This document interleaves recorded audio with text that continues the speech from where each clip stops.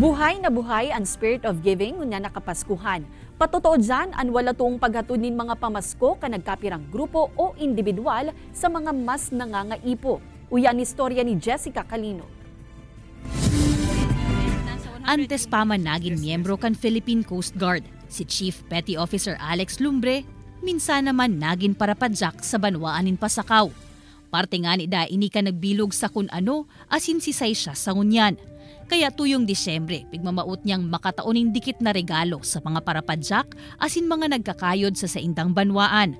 Kaibanan niya sa pagheras nin blessings, an iba pang mga pasakenyo. Nangunyan, arog niya, nagseserbisyo sa PCG. Very proud at talagang masaya kami dahil kunting naibigay namin, halos talaga yung ngiti, saya sa mukha nila na may maluluto sila ngayong Kapaskuhan. Ngunya na taon, Noche Buena package ang ipigtao sa nasa sanggatos ng mga parapadyak asin tricycle driver sa banwaan. Dako lang bagay na po. Dahil may na babakalon. Kaya araw yan kaya. Kaya dako lang pasalamat may manduman sa nagtao sa Samoya. Sigun sa grupo, dakulang bagay magin sa inda na makaheras nin blessing sa saindang mga kababayan. Sarong paagi man nga ni daini, nganing makataonin inspirasyon sa ibang tao. Ipailing ta na may pakiaram kita sa inda, maski aram na kita kanyang mga posisyon. Dahil kita magparailing na matataas na kita, hilingon ta kung saan kita naghali.